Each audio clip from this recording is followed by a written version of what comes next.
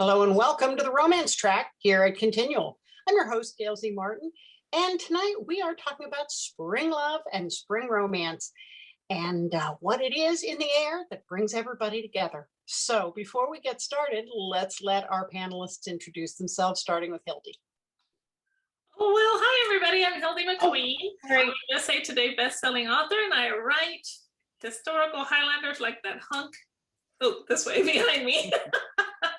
And I also write a little bit of, not Victorian, well, I guess it's like between the Victorian and the late Regency period. I have some stories out about that, but most of my stories have alpha males and feisty heroines who kind of, where they meet their match, I guess, with them. So I'm so excited to be here tonight, or today. Cool. Elle? Hi, hello, it's lovely to see everyone again. I'm Elle Keaton, and I write romantic suspense. And remarkably, these three books that you see behind me are in fact set in the spring. Well, two of them are, and then one's set in the summer. But so my characters are all over the board, but these two particular guys are more angsty and a little bit older, and good for each other and bring out the best in the end, even though they start out all grumpy. That's me. Gini? Hi, I'm Gini Koch. I write the Alien Catherine Kitty Cat series for Daw Books, and that is science fiction with a lot of action, romance, and humor. And the first book in the series, Touched by an Alien, actually does start in the spring, though it's set in the fictionalized version of Phoenix, meaning that it may be April or May, but summer's already started there. But it is set in spring months. And I write under 7 pen names, and pretty much probably 80% of what I write, maybe more, has romance in it somewhere along the line. Welcome, Brittany. Hi. Give you a second to settle in and let Violet introduce herself, and then I'll be back to you. Hi, I'm Viola Powell, and I write romantic suspense, romantic paranormal mystery, and romantic women's fiction. All my books have romance because I think that love makes the world go round. And I was trying to think about which of my books are set in spring. I have a series about a wedding planner that is in a diary format. And so one of those books covers spring because obviously that's a prime time for weddings. And I have 3 different series that are set in a small fictional town in Florida. And there are a couple of those that are set in the springtime because summer in Florida is just miserable hot, and you would have to have them indoors in the air conditioning all the time. So in order to do any kind of outdoor scenes without mosquitoes and oppressive heat, I like doing the spring and the winter for those scenes. So a couple of those are set in spring. Okay. Brittany? Hi. Here I write contemporary romance, paranormal, all kinds of stuff like that. I think I have a few set in spring. My Forever Middlebury series, that was my first series. I believe those are done in around that time because there's like a camping trip and stuff like that, so it has to be a little bit of warmer weather. And I think my latest one is 2. I'm trying to remember, but yeah, I have a couple of those set in that time frame. And I'm Gail Z Martin and Morgan Brice. And for the romance piece of things, Morgan is the dominant name here. Gail writes epic and urban and other things, and Morgan writes urban fantasy, male paranormal romance.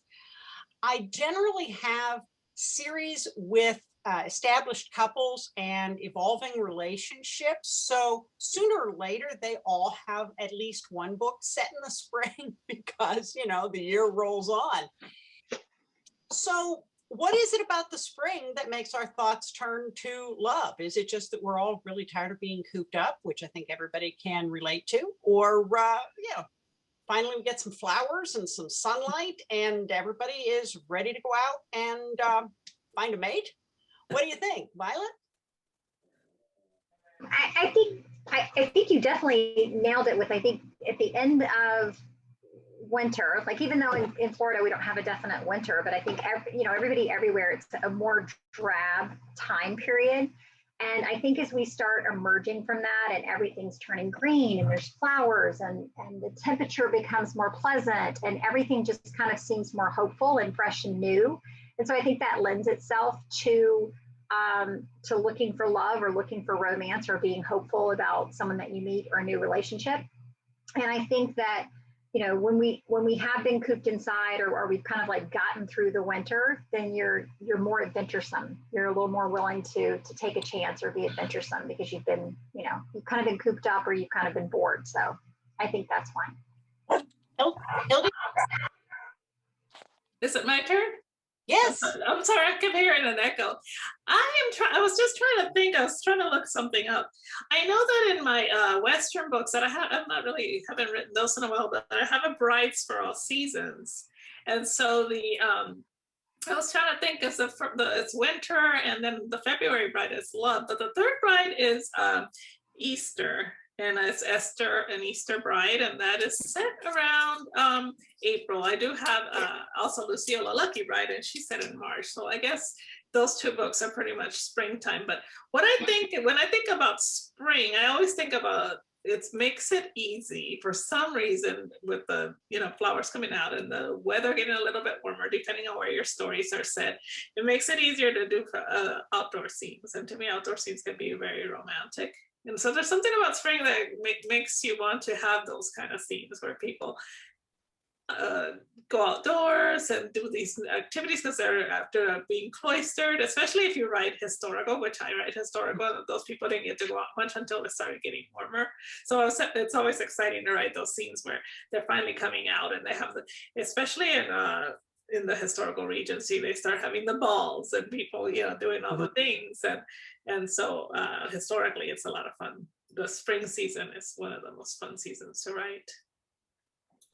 That's a really good point that, you know, if you're going to go to a ball, it has to be during the season when those things happened. Yeah. Mel, how about you?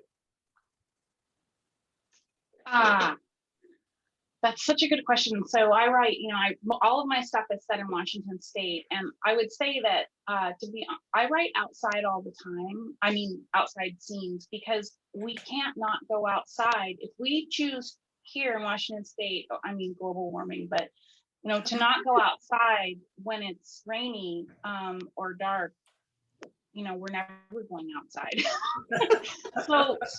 But I will say that there is this energy that comes in this when we start getting the light again, you know, when it's not the 6 hours of light anymore, and then into February and March, and it's very exciting time. And I think that you know, I don't know that I've done a particularly good job of writing that into my books.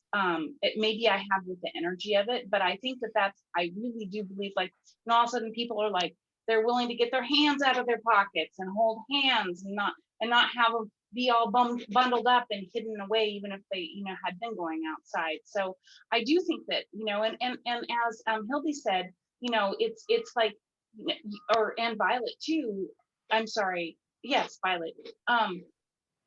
All the plants that are blooming, like, and we feel like we're blooming too, right? You know, like the sun is on us, or at least the light, and we can see all these other things stretching out and like stretching their wings, and the little birds and stuff. And I just think that, you know, even if we're not looking for a mate, you know, spring is a really, really exciting time of year. And I have to confess that it's not my favorite time of year, but that's only because I'm from here, and spring is often a fickle creature in this part of the country. And next thing you know, it's pretty today, but it's going to be horrible tomorrow, or snow or something depressing. But there you go. Gini? Well, I think Thumper from Bambi put it best.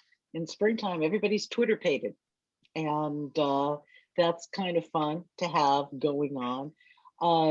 I don't utilize the seasons as much because I don't write straight romance. My romance is science fiction, paranormal, romantic suspense, horror, and monsters really don't necessarily care what season it is, unless, you know, spring's great because there's more people out to eat. But yeah, I think it's something, we're all animals, and animals, as in Bambi, this is the time to get frisky. And I just think that we pick that up too, and there's a little bit more friskiness going on. That works. Brittany? Well, for me, I'm a lover of Hallmark movies. And to me, like springtime, like to me is like the start of wedding season with all the like the flowers and stuff like that. So like whenever I think of spring, I think of like the romance in the air because of like the start of wedding season and stuff like that. That's why I always like to like write, like if I do anything, it's going to be like around that time, and because I always correlate the two. I love, one of the things that always comes to my mind with spring is just new beginnings. It's a time to start over. It's a time to start fresh. Maybe, maybe you were by yourself over the winter, but now the sun is shining, the leaves are coming out. If nature can renew itself, well, maybe there's hope for you too. And it's just that for as dark and gray and the trees look dead over the winter, and then in the spring they start getting the leaves back, and all the plants that look dead start coming back up, and you start feeling like your cold dead heart can maybe bust out some leaves. maybe you can flower again.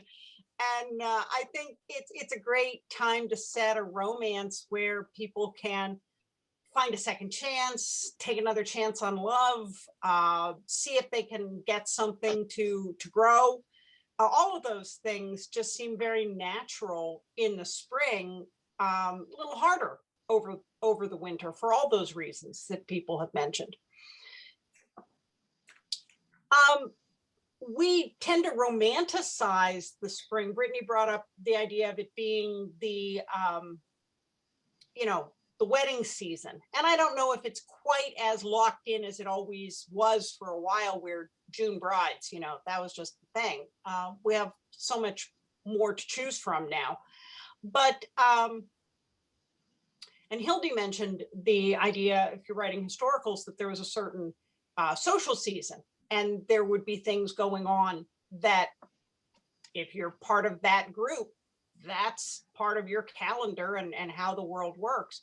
Are there any particular events that you like to pull into some of your romances that are seasonally dependent? Anything that, whether it's, here in Charlotte, you've got racing season. So for example, I've seen a lot of romances that take place on, around the track. Well, there's a season for that. And living near one of the big racetracks, I'm very aware of what that season is, so I can get in and out of my house.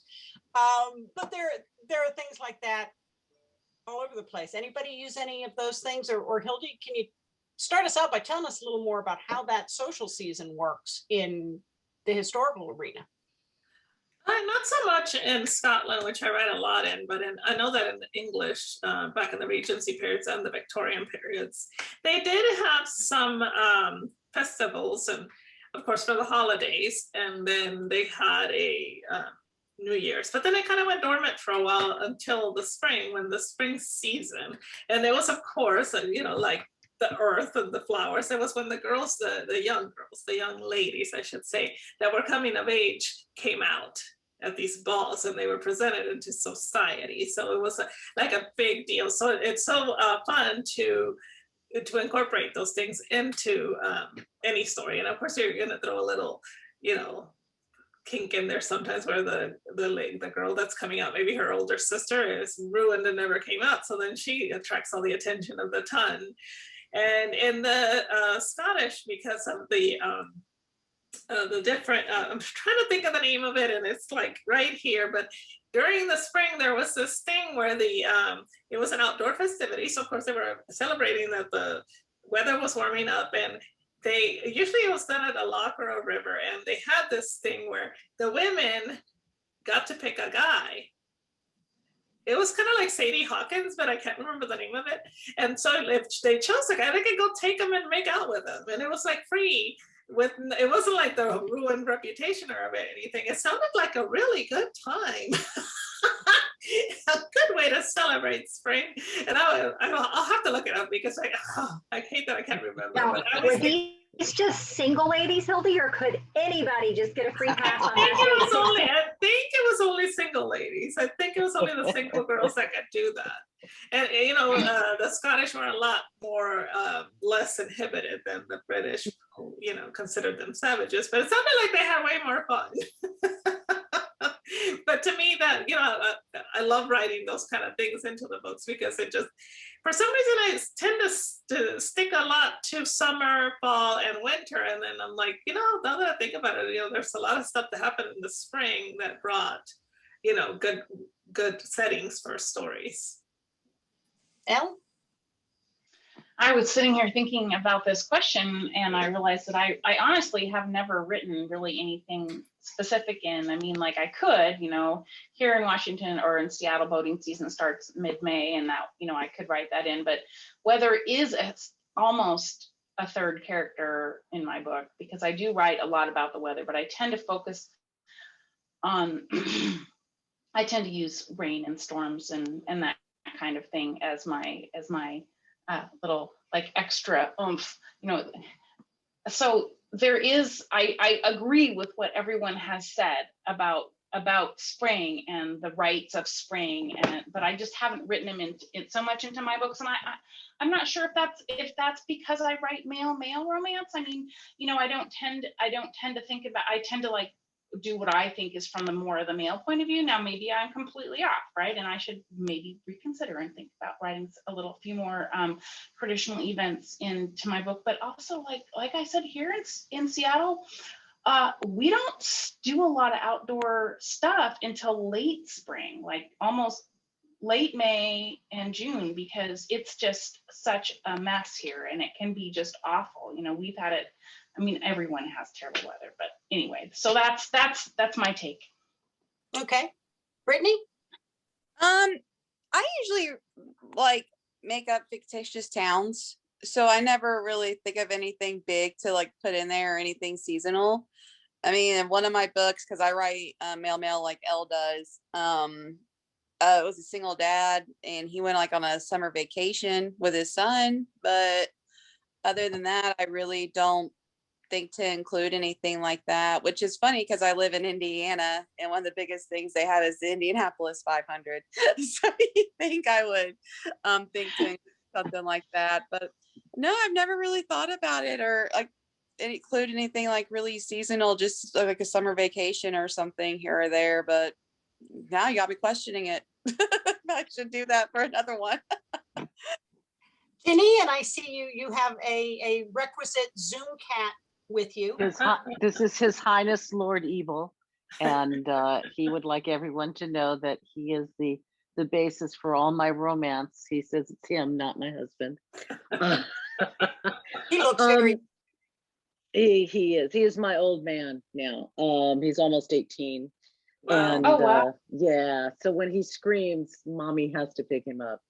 But seasonally, I tend to do thinking there's a lot of activities that happen for my characters in the winter, Christmas, New Year's, inaugurations, things like that.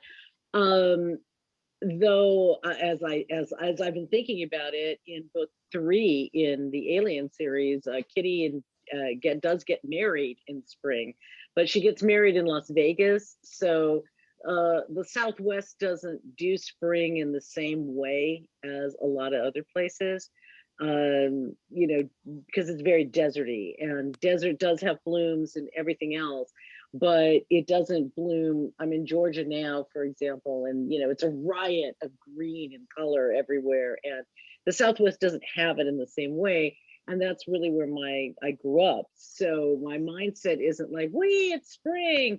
My mindset is more like, it's snowing, what can we do that's fun? So I don't, we don't, Kitty's Jewish, and her husband is an alien, so they have their own religion. So they aren't following the traditional. There's some Judeo-Christian that they're doing, but not a lot. It's not the, I'm not showing you what it's like on the celebrations for Arrival Day and so forth. But Christmas is a biggie, and New Year's, because you can get dressed up. And they're in Washington, D.C. now, so there's a lot going on politically. So there's always a reason for Kitty to get dressed up and ruin her clothes. I think for me, sometimes I think about some of the events that are part of kind of my seasonal calendar, like depending on where you're located. Spring is often when the Renaissance festivals start back up again in a regular year. And so, I've been a regular guest out at the Arizona Renaissance Festival for more than a decade, which happens in the spring because it's too darn hot over the summer. Oh. And so, walking around in those clothes in the summer in Arizona, I don't think so. Oh, yeah, no. So it starts in February out there in most years. So, that kind of hits me. I mentioned the race week as being something, the whole NASCAR stuff. And I haven't written that into anything. Watch, I'll end up with a ghost car. But too paranormal. That sounds cool. That sounds cool. The haunted race car. But so that's kind of where my mind goes. And I know in one of my Witchbane books, they go to the North Carolina mountains just at the edge of winter and spring, and the weather ends up playing a part in the plot because the weather is uncertain in the mountains. And is it going to be a gloppy, snowy day? Are they going to have good weather? Does that mean they can do the investigation the way they planned it? Are they going to be held up? So sometimes that uncertainty and being on the edge of the season plays into it. Of course, in the Badlands series, they're in Myrtle Beach, and spring is kind of more of a date on the calendar than an actual way you can tell the change between winter and spring. So sometimes it is more a state of mind of saying, all right, well, here we are, we're now officially done with winter, let's go do something new. And I think that opens you up to a lot of new possibilities, even just thinking about it being a change of season. Maybe now this will be the year that you get lucky one way or the other. So, spring aside, what are your favorite tropes to write about as you're working on the romances? And I'm going to pick on Elle first this time. So I'm the hugest fan of both older protagonists and second chance. I will try to figure out any way I can write it because I just love it, and I will read every second chance, especially with older characters that I can. So I love to write it. I like Friends to Lovers as well, but for some reason second chance, which is like as you mentioned before, you really can draw spring into that for sure. I'm not really sure what why I like it so much. I just think there's something about getting up the bravery to try again, after whatever happened in the past, and so that there you go, short answer. I love second chance. Awesome. Violet? Well, I like I do want to say really, really quickly, because I didn't answer the last one. Oh, sorry. No, it's okay. It's just I am very interested in the answer. So one of my characters is fascinated with sea turtles. And in Florida, our turtle hatching season starts in March and runs through October. So in my book Crossing Paths, it is a second chance romance, which is one of my favorite tropes to write. And I like it both ways. I like it second chance, people that were maybe together when they were younger and are reconnecting when they're older, or second chance where someone is, divorced or widowed or whatever, and they're getting a second chance. In Crossing Paths, they were together as teenagers as first love, and then life took them into different directions and they'd come back together. And so in their teenage relationship, which is explored in the first part of the book. They actually take a trip to the beach and are at night, and they're lucky enough to encounter a turtle hatching, which is something that I was very fortunate and blessed to see one night, which was just fascinating. And so I had my characters kind of relive that experience and be able to see it. And then when they reconnect, like the turtle plays a big part in their relationship. And so, you know, having turtle hatching pretty much goes on both coast of Florida, the Atlantic coast and the Gulf Coast. So it's something that you can do. It's not something you have to be very, very quiet, and you have to be very, very still, because the last thing that you want to do is disturb any of the turtles. But it is something that that we're very fortunate to do because of our location. So I did want to answer that, just because I think the whole turtle aspect is fascinating. Second chance romance for sure. And I'm very fond of writing older heroines who have a little bit of experience under their belt, and like I said, are either coming out of being a divorce or being widowed or being, you know, single and on their own. Maybe they have adult children who complicate romance for them, or maybe they have teenagers that they're dealing with, or maybe there's, you know, aspects of their life, their career, they're more established, and with being more established comes more luggage, sometimes nicer luggage that's matching set, but still more luggage, you know what I mean? Because there's luggage to contend with. So I really like that. And second chance. So I guess I'm kind of mirroring Elle's answer. Second chance and older heroines. So Ginny? I like I like not too old, not too young in the start. I tend to write everything in series and think in series. So for me, everybody, I don't want them just out of college. I want them a few years out of college. Almost every one starts where the protagonist, male or female, is somewhere between 20, 24, and 30. Because I feel like that's when you're out of college or you've learned your trade or whatever. And at that point in time, has life worked out the way you think it was going to work out? I don't do a lot of YA. I do some older characters, but I go for much older, so in retirement homes kind of thing, and that's a whole different kettle of fish. But those are the kind of characters I like, and so most of the time those people have not found the one yet. So I like to do love triangles, but I hate vacillation, which seems ridiculous, right? If you like a triangle, somebody has to be vacillating between who they're going to pick. But that's okay in the first book, but they're going to make a decision and they're going to stick with it all the way through the series. So there's a love triangle, but once they pick, barring the person they pick really messing up later on down the line, they're sticking with it. So I like, I guess, the modified triangle, where you make your, you have your choices and then you make your decision and you stay with it. Okay, Brittany? I also love second chances, but I also like to write enemies to lovers, just because I love to write like arguments and banter and stuff like that. So that's probably like my favorite, and then second chance being my second favorite. But I also like to do the whole fake boyfriend trope. I'm actually writing one of those now with a male escort involved, so it's like a Pretty Woman type thing, but definitely the enemies to lovers got to be my most favorite one. Okay, Hildie?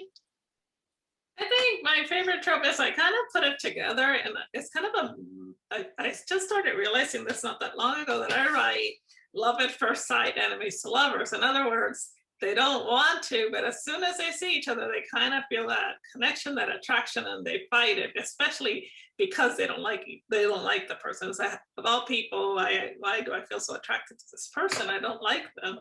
So it's that seems to be my mode for most of my books. Yeah, when they first meet, they don't really like, one of them really doesn't like the other one, but it's almost always love at first sight, either for both of them or one of them at least. I tend to really gravitate toward hurt comfort. I love that sense of peril and danger, and someone needing to rescue themselves, rescue each other. The way mine goes, you know, it goes back and forth because it's an ongoing series. So everybody gets a turn at being rescued and doing the rescuing. And if you're not the hurt one this time, you will be next time. But I love how that sense of danger clears away whatever you were fighting about, whatever you were disagreeing about there, because you now see that life is fleeting and fragile. Everything else becomes very clear. And even, you know, if somebody's waffling about putting their feelings into words, they realize that they might not have another chance and they had better, you know, get their rear in gear. And I love that part about her comfort as well as just all the feels. I do second chance maybe a little differently in that it's not usually second chance with each other, like, you know, they were high school boyfriends and broke up and find each other later in life.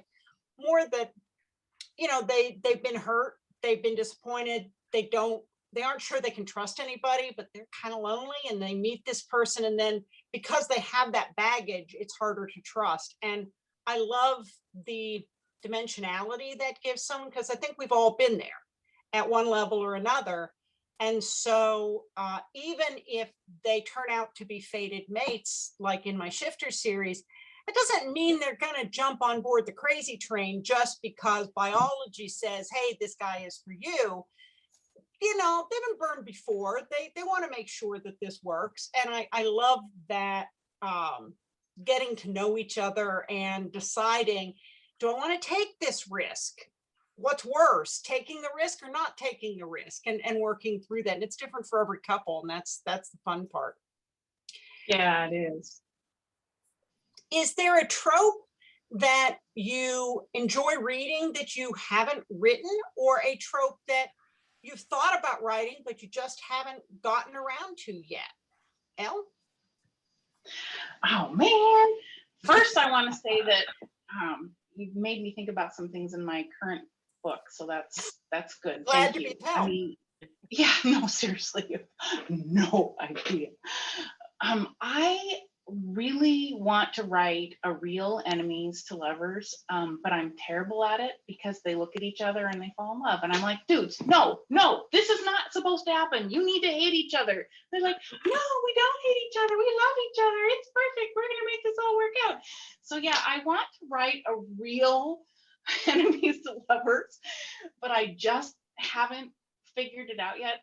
How to do it. And partly, of course, it's my own personality, right? I mean, as an author, as a human being, you know, I mean, it just must be something inherent in myself, and I just need to figure out how to sneak around myself and make them hate each other enough for readers to believe it until they finally realize they love each other. So, but yeah, that's what I would like to write.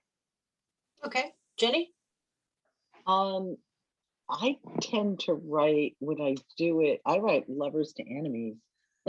So I don't think I've ever actually done enemies to lovers. I do where you discover that one half of this couple is a sack, and the hero or heroine has to help get the person attached to the sack away from them fully. But so I guess kind of, I mean, I haven't done it, so probably should think about adding that to the repertoire. But the thing that I try to change, and I can't do it because similar to what Elle just said, I'm very much into you meet and boom, it's there, because it's right what you know. And literally I saw my husband, I'm like, that's the one for me. And we've been married over 30 years and we got together very quickly. So, you know, people are like, your characters certainly do it fast. It's like, do they? Doesn't Do that they drive now? you crazy? Yeah, People I had a friend who writes romance say, oh, I love your book, even though your character's a slut. I'm like, Oh my goodness. she's 27 years old. She's done the deed. Okay. You know, it's like, sorry. But I mean, but seriously, it's sort of like, yeah, I was doing the deed and I was, you know, younger than 27. And I just don't see any reason. I have a hard time doing something like that. And some things I mean, I'm willing to like say, oh, I should probably learn to do enemies to lovers. I have no interest in doing something where it's like, I'm so virginal. I can't get behind characters like that. Yeah. Brittany, Impreg. you I've- haven't done it yet? And I've never written one. I've never written like a shifter. Well, I kind of did with my first paranormal, but not really. Like he was a side character. So I've never done like any like a full book only on shifters or like impreg or anything like that, though I enjoy reading them. So maybe I'll give it a shot. I'm not sure. okay, Violet. I think it would be fun to do a fake boyfriend storyline. Like if I could tie it in somehow with like suspense to make it something, you know, to have that element of danger, because I really like the element of danger. So I think that would be fun to do a fake boyfriend. And I was realizing as you guys were talking, like the one that I'm working on now is almost like an enemies to lovers, because they definitely don't like each other or don't have a lot of respect for each other's occupations when they first meet, and are kind of have a set opinion of each other. And then obviously by the end of the book, they, you know, change their mind. So I guess it's kind of an enemies to lovers. And I didn't realize that till I was sitting here thinking about what you guys were talking about. So I guess the one I would like to write is fake boyfriend. I'd like to kind of explore that. I did that with romantic suspense. It is very fun. It's a fun thing to do. Go for it. Hildie? I was just, gosh, you know, I don't think I've ever written a lot of things. I don't think I've written friends to lovers. I don't think I've written maybe one second chance. Love triangles, I always think about the Stephanie Flum series. To me, Yes. that is so much fun, because Yes. even though, like, you know, Elle, you said you didn't like the female that vacillates, or the story that vacillates, or was that you that said that? It was me. No, it was me. Oh, that It was was you. Jenny. Yeah, even though that would drive me nuts, I still love the way that it's done in that. So I you know, I got the idea from, I was like, man, I should try writing something like that, because I think it would be fun. My problem would be that I probably would have a hard time choosing between the heroes, and then I'd have her being so annoying that all my readers would be like, pick one already. I'd be like, no, why can't you have them both? But I don't write And one thing I am gonna say that annoys me is that, and I don't know if it's true in all the genres, but I know that in historical, the neither the hero or the heroine can sleep with anybody else. Yeah. Right. Mhm. So that would kind of ruin my whole idea for a triangle, because I kind of thought, well, it'd be kind of nice for either, if it's a guy and two women, for him to see which one he's more compatible with in bed, or the other, or vice versa, for her to say, well, let me see, I'm still attracted to him too. Maybe after that I'll make up my mind. But then I would be like, she's a slut, like you said, because she slept with both of them. So yeah, it makes it kind of difficult too. But I would love to write something like that. Maybe we should get together and break that, and let's all do it. Yeah, I haven't done fake boyfriend, and that would be fun. I also haven't done friends to lovers, and not long-term friends. People, I've got people who meet each other and start out without immediately jumping into the romance, but it progresses fairly quickly. So having people who maybe have been friends for a long time, which usually means that one of them has had a crush all the time and the other person is slow to figure this out. Now, I lived this, having had a crush on my eventual husband for a very long time before he realized this. We've been married now almost 34 years, but it took him 7 to figure it out. Oh, wow. We did finally connect. You're patient. There's a long story there, but I think that happens in many cases, even if people kind of don't think about their own story that way. And so having one of those really long, slow burns, I think would be fun. I also haven't done a bi awakening one, which I think would be fun too. You know, somebody who is really just discovering that part of themselves, or admitting that to themselves, and finds the person who is worth taking the risk. And so those are all, I mean, isn't it wonderful that there's more than one way to fall in love? So we have all these new ways that we can write books about people finding their happily ever after. It's so cool. It is because it's so unique, it's so individual. There's so many ways to come at it, whether it's spring or not. Any season of the year is good for love. And that brings me to our wrap up, because believe it or not, the time has flown. So let's make sure that we go around and tell everybody where people can find you online. If you have a new book, spring or not, let us know. If you've got something recently out, coming out, pre-order, whatever, tell us what's coming up. And Hildie, let's start with you. Okay, you can find me. I'm mostly always on Facebook. And just look up Hildie McQueen. I'm the only one. So facebook.com/Hildie McQueen. Hildie McQueen Writer is my Facebook page, author page. But I'm mostly usually on just Hildie McQueen. I'm also on, I have a website, hildiemcqueen.com. And I jump on Instagram every once in a while, but not very often. But I have a book coming out next week. It's April 30th next week. It's called, can you see it? I don't know if you can see it with my background, but it's the same series. Oh, come on. There. Ta-da. So, There, we can see it. A Fierce Archer. And it's coming out on April 30th. And I'm really excited about it. It's the 6th book of the Clan Ross series. And it is let me think. Fierce Archer is, but you know, I don't know what this trope is. It's kind of like the hero, the knight in shining armor trope, where he comes in and saves her. So it's a really cool story. I think everybody will really enjoy it. Okay, Violet. Oh, you can find me on Facebook. Violet Howe Author is my Facebook page, or just Violet Howe is Facebook. I'm also on Instagram, and I have a Twitter profile, but I'm a voyeur on Twitter. I don't tweet. I just read everybody else's tweets and remark at how crazy they are. I'm kidding. Not everybody on Twitter is crazy, but whew, there are some angry people on Twitter.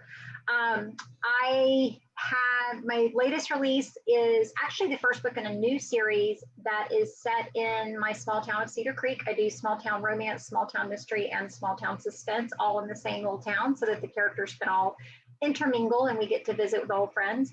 The name of that book is Whiskey Flight. It is a second chance romance with a woman who has moved back to her small hometown, reconnecting with her high school sweetheart. It also has a bit of a triangle because her ex-husband is not ready to let her go yet, and he just happens to be a mafia hitman. So there's a lot going on there in that one. So it's a very fast-paced romantic suspense, and the name of it is Whiskey Flight, and you can find it on violethowe.com. Nice. Brittany? You can find me on Facebook, Brittany Cournoyer, Cournoyer. I have my readers group, Brittany's Men in Mayhem. I'm on Instagram at @bcournoyer. My new book, Risque Business, is up for pre-order now, and it comes out May 31st. And that's the fake boyfriend with the hired escort, male pretty woman thing that I'm having so much fun writing. And I'm on Twitter, but I usually just get on there to see the live feeds whenever I watch Sister Wives. But other than that, I'm not really on there that much. How about you, Elle? Well, you can find me at ellekeaton.com. I'm on Facebook under my name, Elle Keaton. I also have a Facebook group called The Highway to Elle. I do love Instagram, so I'm on there quite a bit as Elle Keaton as well. I've managed to pretty much stay the same. I do have a book up for pre-order. It's coming out May 20th. It's the first in a new series that, much like Violet's, is based in my small town that I write in all the time. This series is called West Coast Forensics, and the book is called Real Trouble. It's a second chance romance that is incredibly fast-paced. It's spread out over about 4 days. And it's a different kind of second chance than I normally write. It's definitely has to do with, I don't want to give it away, but it's a second chance, and we'll see if these guys can pull it off. Cool. Gini? I have no Alien Spyglass is not done for those waiting. But I do have several anthologies coming out, including one that releases this Saturday, the 24th of April, which is Superstitions, Tales of the Mountains. I have the lead story, Coyote and the Dory Between the Worlds, in that. And then I have a story in Derelict from Zombie Needs Brains, a story in Gunfight at Europa Station from Baen Books, and a story in The Reinvented Heart from Arc Manor coming out. Derelict will release in June or July. Gunfight at Europa Station is in November, and Reinvented Heart is early 2022. And those three all feature stories by me writing as Anita Ensall. And they're set in my Belters universe, which is in the far future in the Belt. And there is romance and action and danger. And the Coyote and the Doorway to Between the Worlds is me writing as A.E. Stanton. So those are coming out starting Saturday, and everything's available for pre-order. Awesome. Oh, and you can find me, you can find me at my website, www.ginikoch.com. At Facebook, I'm all over the place there, Twitter and Pinterest. Sorry, Gail. No, that's fine. That's cool. I'm pretty easy to find at gailzmartin.com, morganbrice.com. All of my social media is pretty much a variation of those names. Look for those names, you'll find the rest of it. Of course, I'm usually here on Continual as well, and my romance reader group is Worlds of Morgan Brice. The newest book is Haven, which is the 12th book in the Magic Emporium series. That's 12 different authors, 12 different couples, common thread of a Magic Emporium. And so all the books stand alone. Mine is a tie-in to my Fox Hollow shifter universe. And that just recently came out. And then coming out at the end of April is Fables Retold, which is a collection of 6 full novels that are retellings of classic fairy tales with a male-male romance twist. Mine is a retelling of the Three Billy Goats Gruff with goat shifters in love. So can't miss that one, especially since there's also Baphomet, because, you know, it's a romance and it's paranormal and it's me. So, well, folks, thank you very, very much for being here with us tonight and talking about spring and love and romance. And thank all of you for watching and listening. There'll be more romance coming your way here on Continual. So we'll see you online.